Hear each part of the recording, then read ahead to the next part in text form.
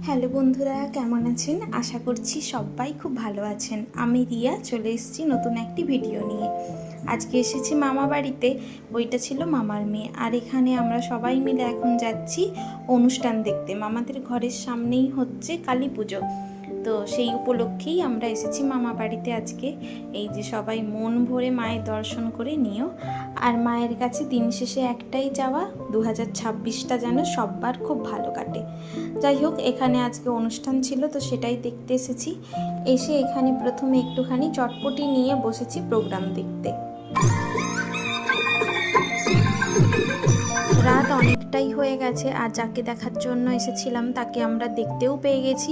যাই হোক, এবার বাড়ি ফিরে যাই।